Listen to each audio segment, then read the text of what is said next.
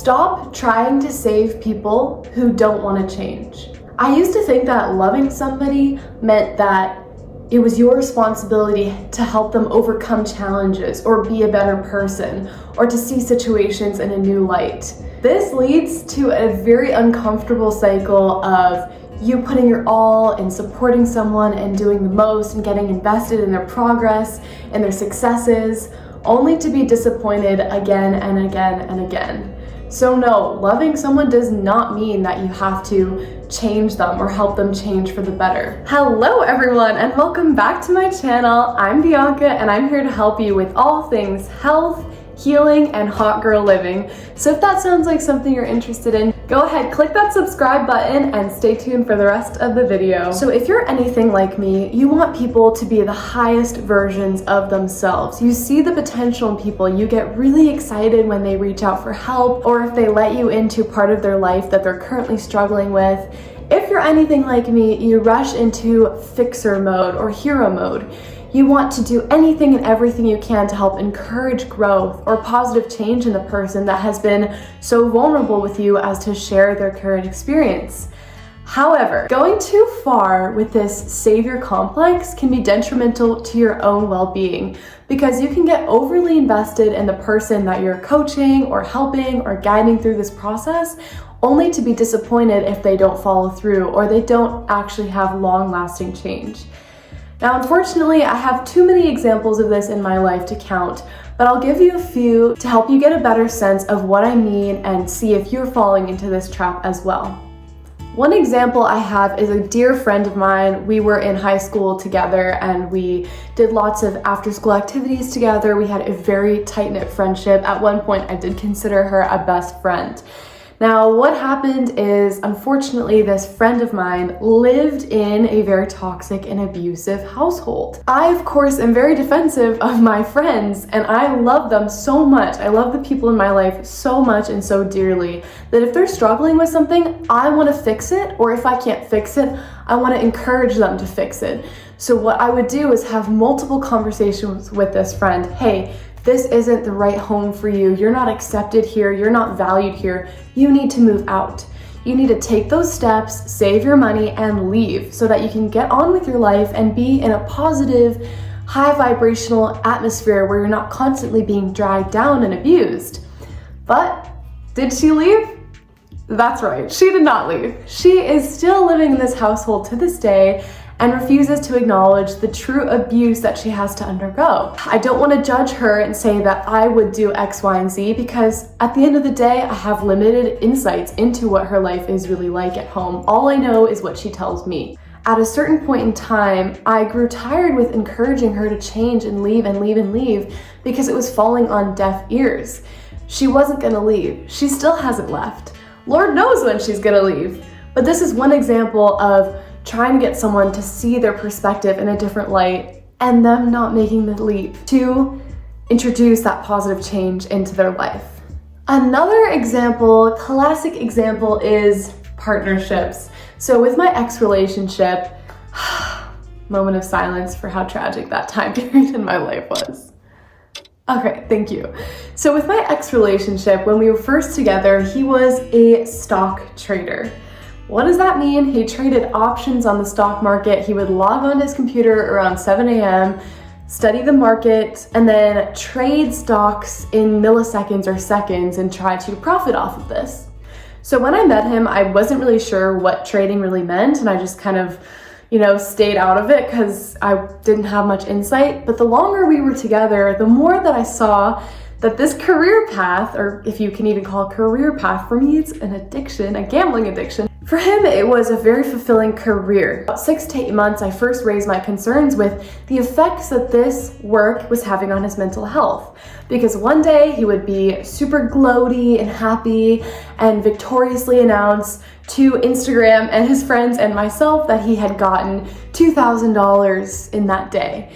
But then next week, he would lose $10,000 just for the cycle to repeat. Win a little money, lose a little money, win a little, lose a little. And it was this cycle of addiction that he was enmeshed in.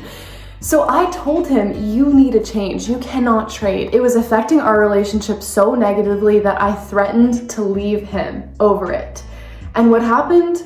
He actually listened.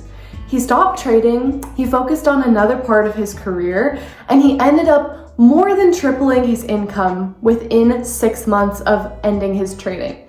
Now, this is an example where someone might actually implement your advice, but be careful because the lesson here is resentment grows. Let me tell you, with toxic partners like this, they might listen to you and heed your advice because you threatened to leave them, but later they will hold resentment because you have taken away a precious part of their life that they were super attached to. So beware of that. Another example of this is someone that's struggling with their health. Let's say someone's overweight and you encourage them to try new diets, you encourage to exercise with them, you offer them countless solutions.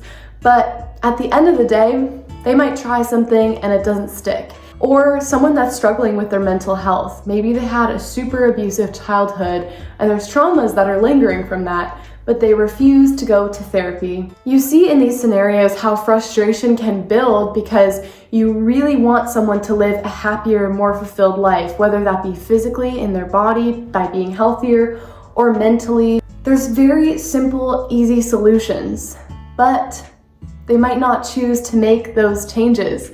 And it is not on you to feel obligated or responsible for those actions.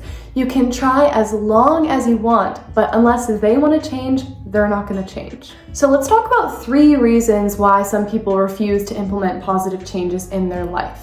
The first one, and most common in my experience, is something called learned helplessness. Now, this is where someone might have tried to change in the past. Let's take the weight loss, for example. Maybe this person has tried keto, paleo, vegan, gluten-free, sugar-free diets, and they've seen small changes, but it's not lasting and they don't stick to it long term. They have developed a belief about themselves that they aren't able to change or they just can't stick to it. So they've learned to be helpless and they have adopted that mindset in their life. Now, unfortunately, learned helplessness is often a result of someone that's gone through an abusive or toxic childhood. They just don't know how to break out of those cycles. They just have these beliefs about themselves that they don't deserve better living, or they're not able or capable, or it's just the way life goes. It's just the cards they're dealt. And they learn to stay helpless in those scenarios. I want to give people that struggle with that a bit of grace because it's not that they've learned to be lazy, it's just they lack hope and they lack the ability to have a growth mindset in those scenarios. The second reason why people don't make lasting change in their life is identity attachment.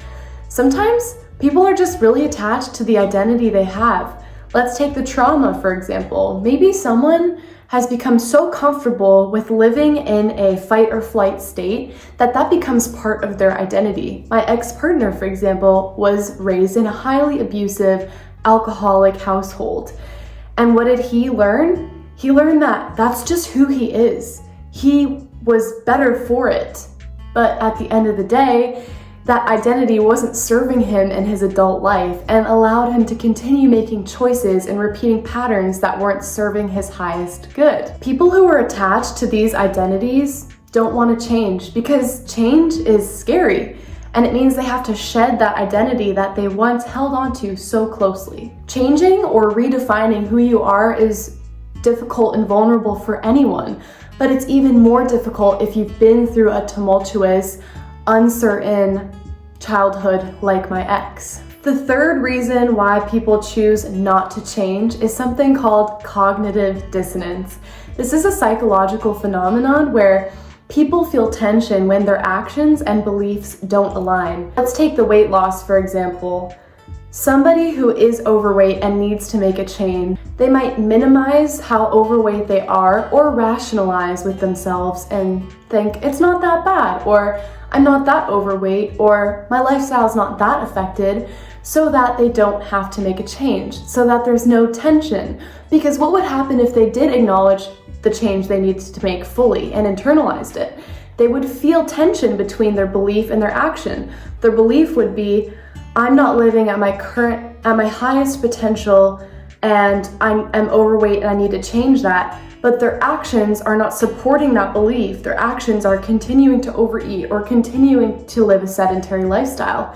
In order to break cognitive dissonance, you need to bring those two in alignment. So I need to make a change, your behavior follows. You start eating less, you start exercising more, you start living a healthier lifestyle. So people who are super attached to their ego don't want to admit they're wrong. They'd rather be right than be vulnerable. So why does any of this matter and why is it relevant to you? I'm here to tell you it's time to stop trying to change people. If you look at your own life and look at how hard it has been to make changes and adjustments to positively impact your life, imagine how impossible or difficult it is to get another person to change. Really just a waste of time and a waste of mental energy. And it's honestly going to bring you down in the process. I know what it's like. I've been there. I really want people in my life to thrive and succeed. But sometimes you have to let them own their journey. You can't step in and do that for them. I can't exercise for my friend. I can't force her, evict her out of her home. People often try this the hardest when they're in intimate partnerships. And in my case, I did succeed, at least temporarily, with getting my partner to stop trading. But in the end, it builds resentment. So unless people come to their own conclusions and make the changes for themselves, internally motivated, intrinsically motivated, just stay out of it. What you can do is lead by example. Instead of preaching to the choir, you can see where you're lacking in your own life. And you can make those changes. Maybe you need to lose weight. Maybe you need to move out. Maybe you need a career change. Maybe you need to go to therapy. Maybe. I don't know. But honestly, evaluate where you're at in your life and ask yourself, why should anyone listen to me if I am not leading by example? Do what you're asking of others, and then by consequence, they will also see how you have grown, how your life has improved, and then want to change on their own. And when they want to change on their own, that's most often the only time they will change for the better, for good. If you like this video, please stick around, give it a thumbs up, drop a comment on a story that you might have from your own experience of when you try to get someone to change and failed desperately. We can create a community here together so we can support each other and work on living our healthiest, hottest, and most healed version of ourselves. Thank you so much for tuning in, and I'll see you in the next video. Love you. Bye.